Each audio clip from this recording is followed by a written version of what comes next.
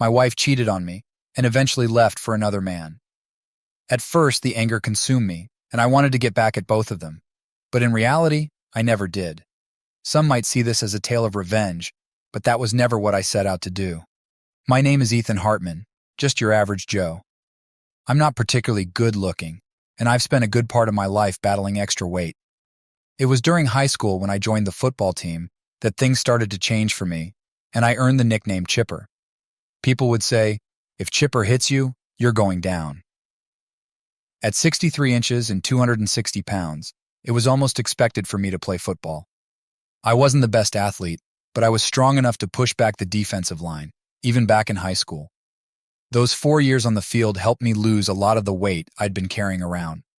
I was still a little pudgy, but the muscle made up for it. However, having been overweight most of my life, I still saw myself as the fat kid. That mindset, along with being teased about my weight throughout grade and middle school, made me painfully shy. But being on the football team in high school protected me from those taunts, and it came with some perks. I was no longer an outcast to the girls. Although I didn't date cheerleaders, some girls were willing to go out with me. I didn't date much until my senior year, when I met Megan. Megan Rollins had transferred to our school late in my junior year, but it wasn't until senior year that I noticed her. She had the most beautiful face I'd ever seen, but she was carrying an extra 30 to 40 pounds, which turned off most guys in my grade. I hate to admit it, but I wasn't interested at first either. We got closer when we became partners in chemistry class. I struggled with the subject, but Megan was a whiz and helped me out a lot. I owe her for my success in chemistry, which probably set me on the path to college. As we worked together, I got to know Megan's friendly and funny side, and we both shared the experience of starting school late. Megan had battled a congenital heart defect, and my parents held me back a year, so we were both 19. I finally mustered the courage to ask her out, knowing she might be wary because of her tough past. Even though she was hesitant at first, she agreed to go out with me. Our first date was a simple trip to the movies, followed by an ice cream soda, and we had a good time. My shyness held me back from trying to kiss her, though. Instead, I shook her hand and asked if I could call her, and she seemed excited, leading to several more dates over the next few weeks. By our third date, I managed to give Megan a kiss on the cheek, and soon we were holding hands and getting closer. The more time I spent with Megan, the more I liked her. While my budding romance was taking off, football season took a wild turn. Cavern High, my school, wasn't exactly famous for football, but this season, everything seemed to click. Our star quarterback, Ryan Gallagher, led the team, and the Morgan twins, Blake and Derek, were our running backs. As the left tackle, it was my job to protect Ryan's blind side, and I did it well enough that he never got sacked. We lost our first game to Mohawk High, a football powerhouse, 21-17, but then we bounced back with 7 straight wins, making it to regionals. We got to the state finals, and even though we lost to Towson High 28-14, we had the satisfaction of beating Mohawk High in the semifinals with a resounding 38-7 win. Sorry for going down memory lane about high school football glory days. Meanwhile, my relationship with Megan kept growing stronger. With prom around the corner, I didn't waste any time asking Megan to be my date. She was thrilled and gave me a big kiss in return.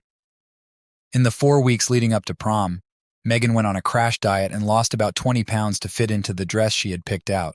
When I saw her that night, I was blown away. Sure, most guys might still see her as a bit heavy, but I thought she was gorgeous. Megan had always been busty, but in that light blue prom dress, it was hard to miss. The dress barely contained her, and it looked like it might not hold on. We danced the night away, and when prom ended, I suggested we go parking. Megan had another idea and guided me to a cabin about 30 miles outside of town. It belonged to her uncle and was just a small hunting retreat. Inside there was a tiny kitchen, a couch in front of a TV, a bed, and a bathroom. We started on the couch just having fun, and the night ended on a high note after our little adventure. I got Megan home with 15 minutes to spare before her 2 a.m. curfew. Megan and I stayed close for the rest of high school, enjoying our physical relationship, but being careful with protection. After graduating, I landed a partial football scholarship at a Division II college a couple of states away, while Megan decided to attend a local community college. I was majoring in computer science, and she chose psychology. Since I was moving away for school, We talked about what that meant for our relationship. We both agreed it would be best to break up, thinking it wouldn't be fair to hold each other back. It was the hardest decision I ever made. I can't even begin to describe how terrible it felt to leave Megan behind as I headed off to college. She told me that if we were meant to be, we'd find our way back to each other. The fear of losing her was overwhelming.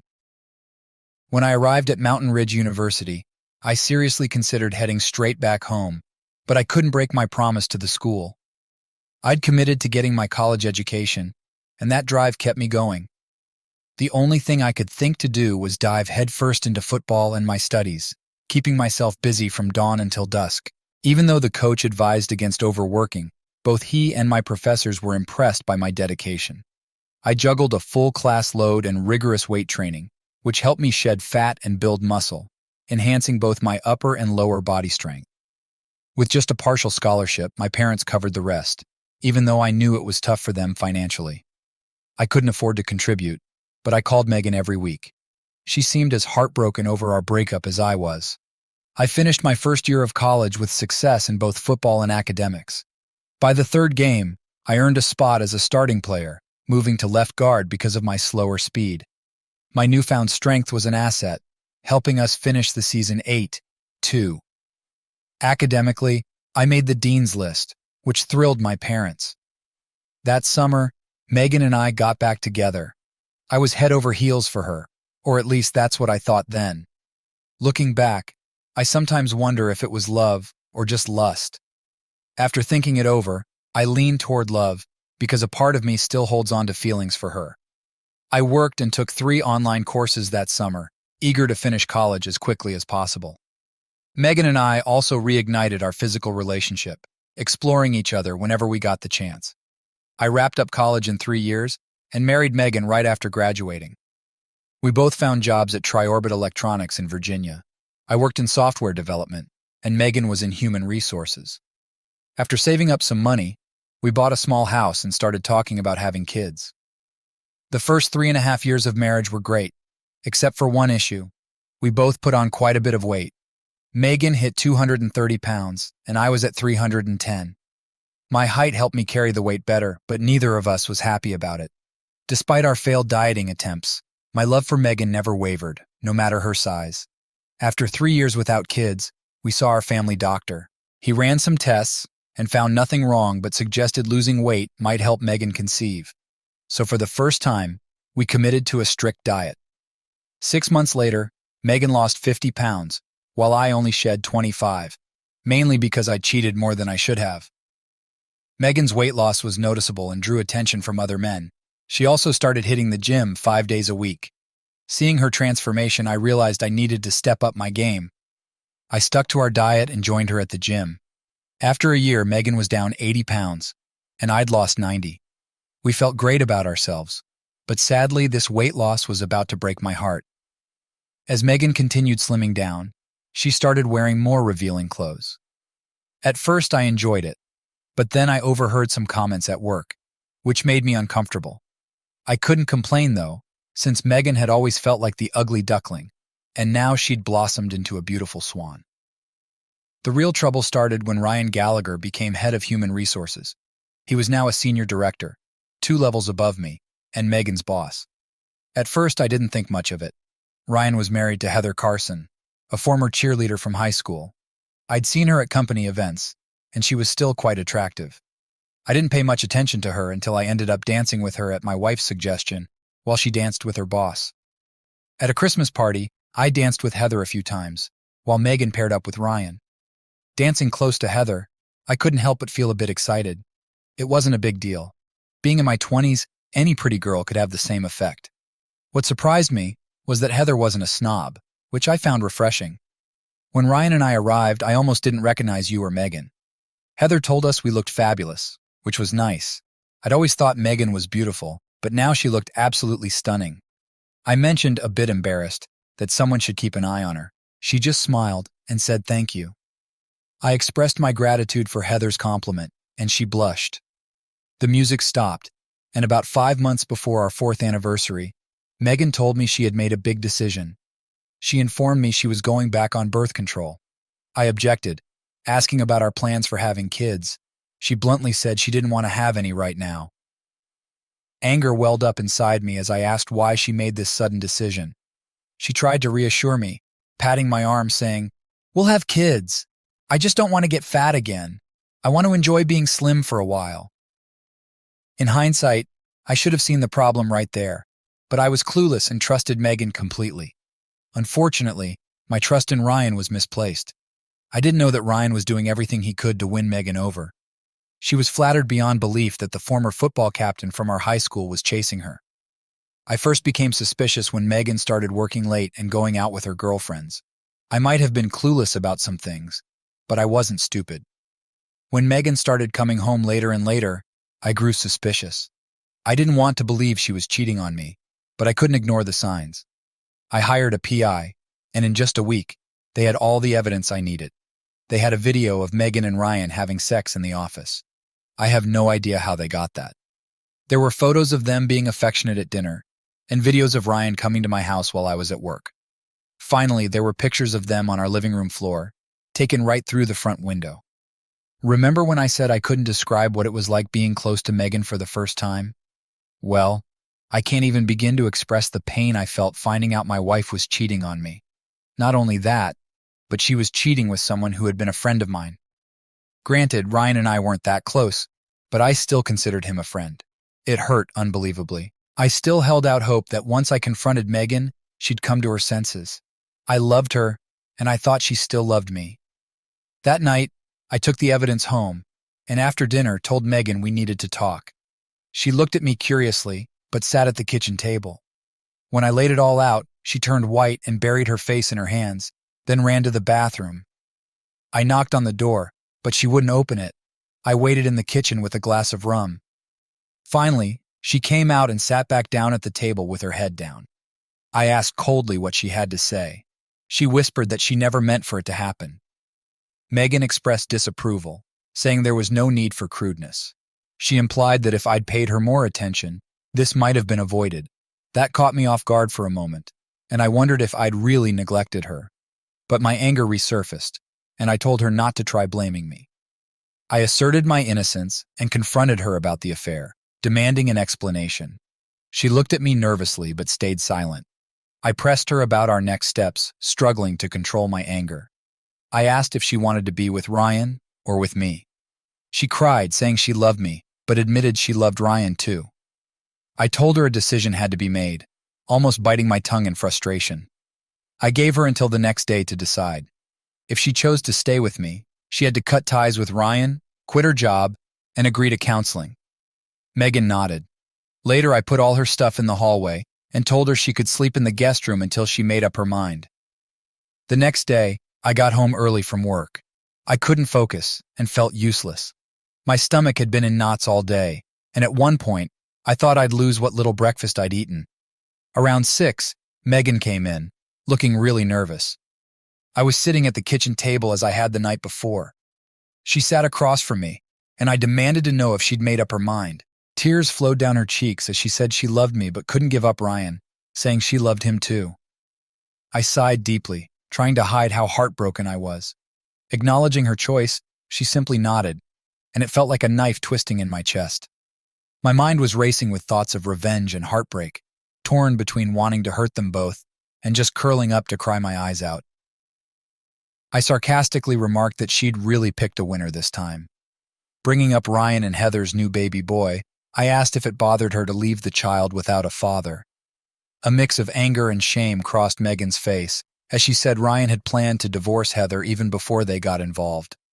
I continued, asking if she was really willing to throw away almost 4 years of marriage just like that. Fighting back both my temper and tears, I tried to understand her decision. Honestly, at that moment, I was seriously considering beating Megan to a pulp and then going to find Ryan and break his neck. She gently expressed regret for any hurt she caused, her voice soft. She explained that she hadn't meant for it to happen, but had fallen deeply in love with Ryan, and he felt the same way. She insisted that she needed to be with him. Even though I felt a strong urge to hurt her right then, I knew I had to keep control. It took all my self-control, but I managed it. Deep down, I knew that resorting to violence wouldn't get me anywhere. I didn't reveal how deeply she had hurt me and refused to beg her to stay, considering it the worst thing a husband in my position could do, a sign of total weakness. I told her plainly that if she wanted a divorce, she'd have it. Her eyes filled with confusion, and maybe I imagined it, but there seemed to be a hint of hurt there too. She might have expected me to fight to keep her, but I knew that if she had decided to leave, there was nothing I could do or say to change her mind. Megan was surprised by my reaction, but got up and started packing her things. The next day, I went to the bank, and our financial advisor explained the situation and took out half the money from each account. I then opened separate accounts in my name only, canceled all our credit cards, and applied for new ones just for me.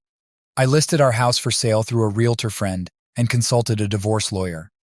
Filled with hate, I made sure Megan got served at work, citing infidelity as the reason. The divorce process was pretty straightforward. With only about 4 years of marriage and no kids, there was nothing to fight over. We split everything down the middle and went our separate ways. Ryan's divorce was messier, involving a child under a year old and Heather never having worked. He ended up with child support and alimony to deal with. One part of Ryan's divorce that gave me a bit of satisfaction was that he tried to save money by hiring a cheap lawyer. Instead of getting spousal support limited to a year or two, it was set for 15 years. Ryan wasn't happy, but he signed the papers. 2 months after the divorces were finalized, Ryan and Megan got married. That was a tough pill to swallow. The first week after the breakup, I was completely lost. I'm not much of a drinker, so that didn't appeal to me. For weeks, I was consumed with thoughts of revenge. I'm sure every guy who's been cheated on can relate. I even started searching the internet for stories of ex-husbands getting revenge on their former wives and lovers. I found myself in a dark place, even buying a weapon. Then, as I read more and more stories about guys seeking revenge, my perspective started to shift. At first, my thoughts of revenge were violent. Then I thought about damaging their property, coming up with ideas like slashing all their tires, putting sugar in their gas tanks, flooding their new house, and other impractical schemes. As I kept reading, I realized how absurd most of these ideas were and saw there was no practical way to get the revenge I wanted. Eventually, I sought counseling at my church. The pastor spent almost 2 hours explaining that seeking revenge wouldn't ease the pain of my wife's betrayal. No matter how much I hurt her or her new husband, the emotional pain would still be there. The pastor's advice, though it seemed simple for someone in my position, was that only time and distance would heal my heart. Despite my initial doubts, I realized that being near Megan without the chance of being with her would keep reopening the emotional wound. I also accepted the pastor's truth about revenge. It wouldn't ease the hurt. So I took his advice and started putting distance between Megan and me. Then, an opportunity came up when I heard rumors that the company was in trouble. Apparently, the firm had entered into a contract with the Defense Department. The deal promised big profits, but there was a downside. Our company was tasked with developing a brand new software and electronics package for the Air Force's fighters and bombers. It's all classified, so I can't go into details. Suffice it to say, it aimed to give the United States an edge over Russia and China, dependent on my company's successful delivery. The rumor was that the project was way behind schedule and over budget, making it different from typical government contracts. While big profits were at stake, the company was at great risk. Unlike other government projects, there would be no progress payments during the development of this software and its accompanying electronic components. There were huge penalties for late delivery, and the company could possibly go under if the project didn't meet the contract requirements. As one of the senior software designers, I got pulled in to help address what everyone was calling a disaster waiting to happen. Most of the other designers were already polishing their resumes and considering jumping ship. Taking on this project meant risking not just my job, but possibly the company's future. Failing would leave a mark that might not fade easily. However, given my simple lifestyle after the divorce, losing my job didn't scare me as much as it should have. Finding out Megan was pregnant made things more emotional, especially since I had always dreamed of starting a family with her. After reviewing the project data, I quickly saw that the current plan was a dead end. Despite the risks, I decided to take on the challenge and headed to California, putting a massive distance between my ex-wife and me, much like my first year in college. I buried myself in work, logging days that often stretched to 20 hours, leaving little room to think about Megan. I let go of most of the programmers and all the engineers working on the electronic components, bringing in new talent instead. Even with only 11 months left, I scrapped everything they'd done, betting on the creativity of the new engineers, some of whom I poached from competitors. Initially skeptical, they were amazed when I explained my vision and why the electronic components needed to be designed that way. The real challenge lay in making the software work. Slowly but surely, we developed a program that gave me confidence. It wasn't until 3 weeks before our deadline with the military that I was certain we had nailed it. Our initial test, which combined the software with the electronic components, had a 96% success rate. I spotted some easy fixes for the remaining 4%. News of our program's success caused the company's stock to skyrocket by over 300 points in just a few months. The Defense Department expanded our contract to include the Navy, Army, and Marines, projecting billions in profits. Our success didn't stop there. I realized the program could be modified for commercial uses. By stripping out the classified elements, we created a robust platform with a wide range of practical applications. Seeing this potential, I was promoted to Senior Vice President, responsible for developing these commercial adaptations. Over the years, I often returned to the Virginia headquarters, but never ran into Ryan or Megan. Though I didn't expect to be affected by seeing them, I preferred no contact, having nothing left to say. The pastor's advice about putting time and distance between myself and heartbreak had proven entirely correct. I had truly moved on. During one visit, I unexpectedly ran into Laura Morgan, a former cheerleader from Cavern High and Heather's best friend. I knew she had married Derek Morgan and had a son before I met Megan, but I'd always had a soft spot for Laura. She was the prettiest cheerleader back in the day, with a warmth that made her instantly likable. She had aged a bit, but was still quite attractive. Unlike Megan, with her short blonde hair and curvy figure, Laura, who was barely 5'3", had long black hair and a more petite frame. They shared a similar warmth in their smiles. I was surprised when she recognized me at the grocery store while I was preparing for a board presentation. Even with a few gray hairs and small wrinkles, my old crush on her lingered. Laura called out to me as I was lost in thought over frozen dinners. When I heard her voice, I blushed a little. She parked her cart next to mine, and I smiled, flattered that she remembered me. She admitted she wouldn't have recognized me if Heather hadn't pointed me out during a lunch at Triorbit. I was genuinely taken aback when she said that. She smiled and explained she'd been working at Triorbit for about 6 years in the marketing department. Learning Laura worked at the same company surprised me. I felt a bit guilty for not knowing. Since I didn't interact much with marketing, I shouldn't have felt bad, but I did anyway. "How have you been?" I asked, trying to shake off my discomfort. "I'm getting by," she replied with a hint of sadness. "I'm divorced now. Derek turned out to be a real jerk. He was cheating with his secretary and half a dozen other women. He even got one of them pregnant, so I divorced him. He got off pretty easy considering everything. There was no alimony because our salaries were similar. We didn't own a house and had little savings. All he had to do was pay child support, but I have to chase him for it every month. I don't mind doing that, but what angers me is how he ignores our son, Scott." I told Laura I was sorry to hear about Derek's behavior and admitted that while I knew he had a wild streak, I had hoped he would settle down after marriage. Pausing for a moment, I looked into Laura's emerald green eyes, unsure of what to say next.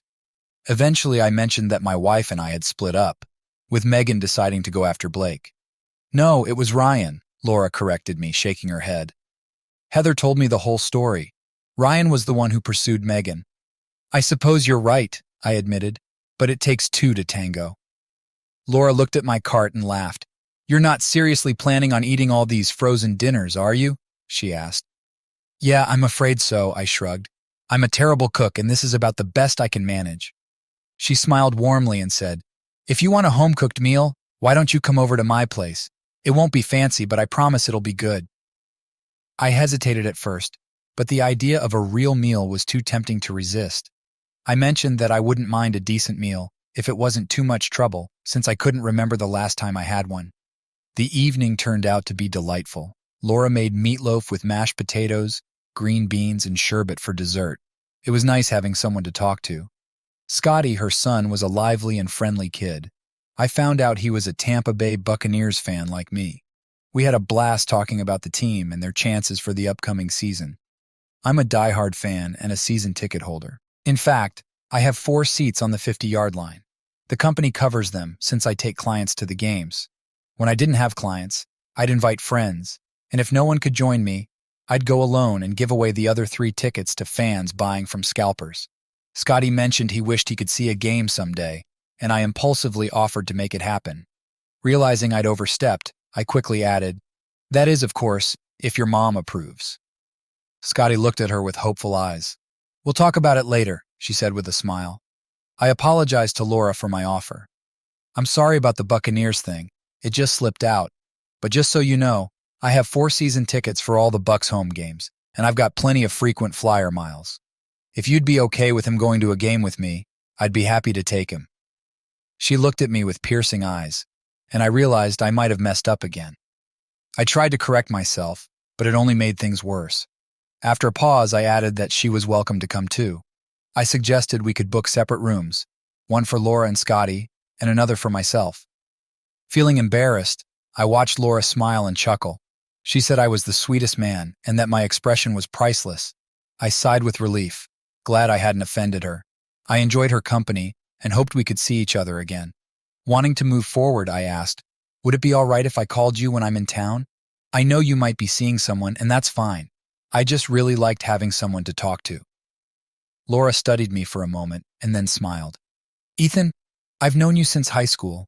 I always thought you were cute and one of the nicest guys, but I never thought about dating you because I was with Derek. Now that I've gotten to know you a little, yes, I'd love it if you called me, and I'd be thrilled to see a Bucs game with you and Scotty." Over the next year, I called Laura every time I came back to Virginia, and we'd meet up several times. I even made trips east when I didn't really need to be there. It wasn't a love affair at first. We were just good friends who liked spending time together. I took Laura and Scotty to the final game of the season that year. The Bucs needed to win to make the playoffs, and they did. Scotty was over the moon with excitement. After Scotty went to bed, Laura came over to my room, and that's when we became more than just friends. She knocked on my door while I was watching a sports station analyze the Bucs game. Concerned, I asked if everything was all right, especially with Scotty. Laura reassured me with a smile that everything was fine and that Scotty was sound asleep, excited about the playoffs. She said she wanted a drink and some company.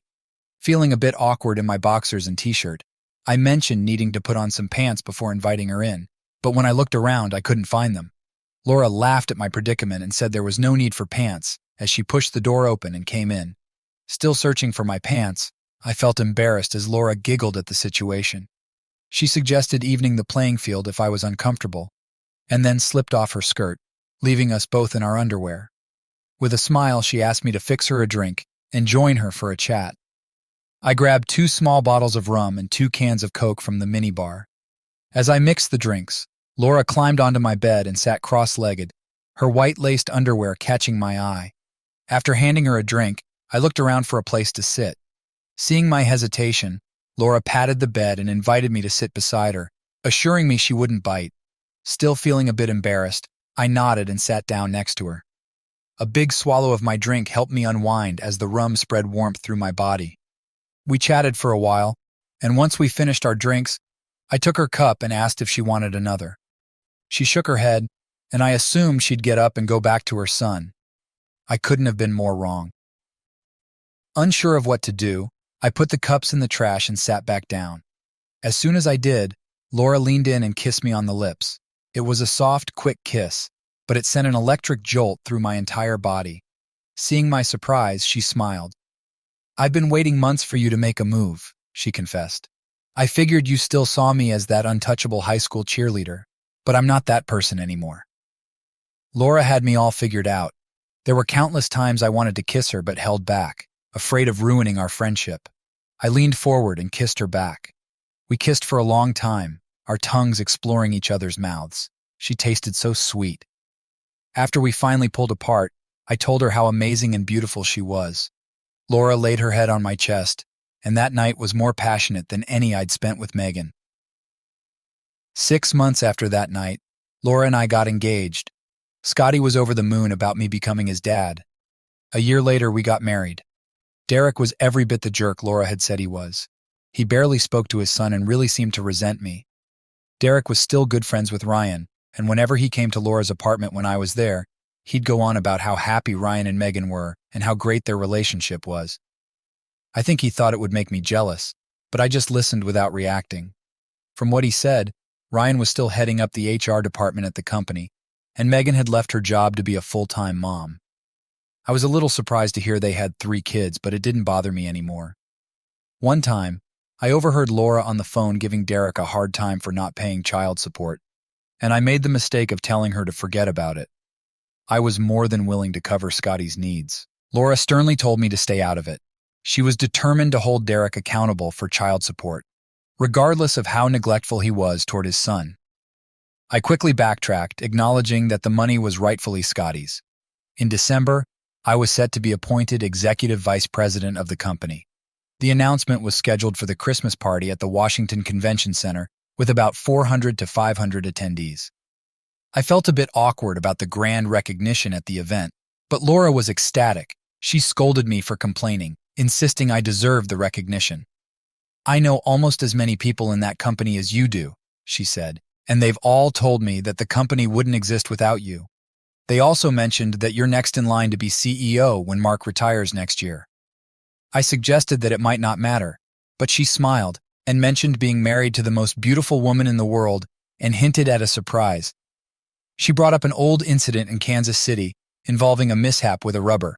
I nodded, grinning at the memory. She then revealed she was pregnant, saying she intended to keep me close.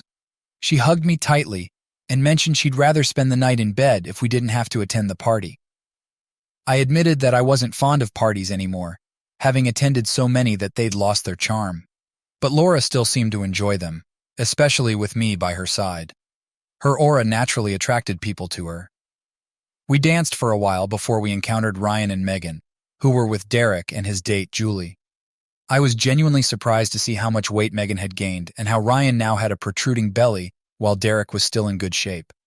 I speculated that Derek might still be actively seeking romantic encounters. I wasn't sure how to handle the situation, but then someone started speaking over the PA system. "Could I have your attention for just a moment?" I recognized the voice as Mark Ellison, the CEO of Triorbit. "I promise I won't give a long speech.